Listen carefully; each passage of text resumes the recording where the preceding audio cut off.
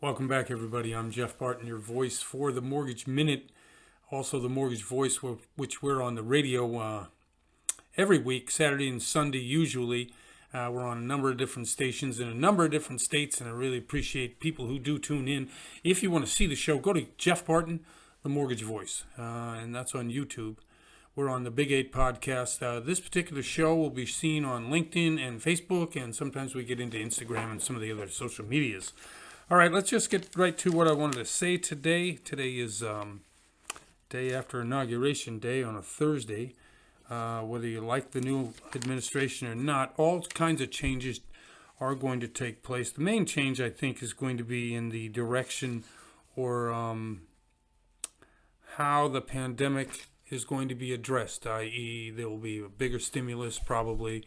There will be additional help. The moratorium on rent and mortgages will continue through September from what I've understood. And the Fed and the Treasury Department will work closely together. As everyone knows, Janet Yellen used to be the head of the Fed. Now she's head of the Treasury, or soon will be, as soon as Congress gets their act together and starts doing what they're supposed to be doing with, approving the nomination. That's what they do in the Senate. A couple other things that I wanted to talk to just quickly before we sign off. I know this is a quick couple, 3 minutes.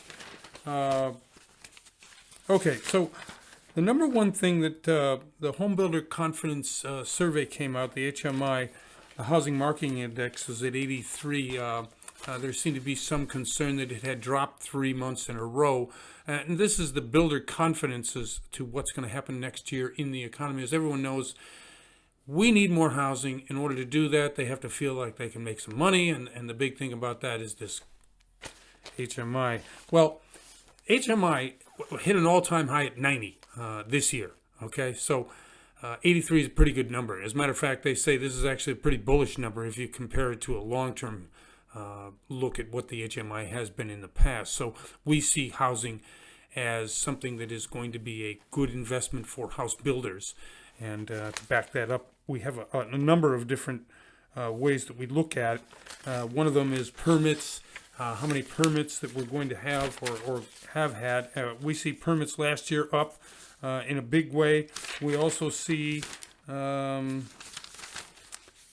else? Looking back, housing construction is up. Permits are up 4.8%. Lawrence Ewan, who is the chief economist of the National Association of Realtors, says, look, this is the biggest bang we've had since 2006.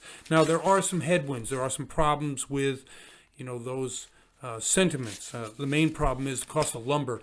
Anybody who's a builder, anybody who's looking to just, add on a kitchen or just buy bulk lumber for whatever purposes you need to build knows that we've had a rise in all material costs, but certainly lumber this past year due to, market forces, weather, related pandemic issues where a lot of the mills have shut down. But that's the biggest headwind. The cost of permitting goes up as cities and towns scramble to try to make money. They up fees in certain departments, building and safety being one of them. And that's a problem. Obviously, if that continues, it's going to price out a lot of people who want to buy houses. Now, the big builders, they just price it into the cost of the home, or they buy in bulk years in advance. But for an individual builder or an infill person, smaller builder, it's a big problem. Let's see. The inventory, let's talk a little bit about inventory before I close out. The active inventory in the United States is 389,000 homes. Now, that doesn't sound like too much. We're probably looking this year, interest rates will determine inventory. Right, so if interest rates are low, you're going to get a low inventory. If interest rates are high, you're going to get a high inventory. Why? Because you narrow down the number of people who are looking, and so therefore you're going to increase the number of homes on the market if interest rates go up. We're predicting and have been on this show and the other shows for a while, 3.5% or a little higher by the end of the year. And I don't think I have any reason to doubt that that's going to continue. The appreciation this year, price, yes, we're looking, and this is from Mike Simonson. He's from Altos Real Estate. He says 10% you might be able to see houses rise in price. That's a big number. The median U.S. home price is $339,000. Quickly, I'll just get to today's rates. 2.87 for the 30-year, 2.38 for the 15, 2.35 for FHA, 3.33 for jumbo, and 2.31. We've seen these rates remain at these levels for a while now. So in regards to rising rates, yeah, this is off their bottoms by quite a bit. The 10-year note is at 1.08. And that, too, is hovering around where their high has been in the last 3 to 6 months. I'm Jeff Barton, your voice in the mortgage industry. Thanks very much for listening in. Bye.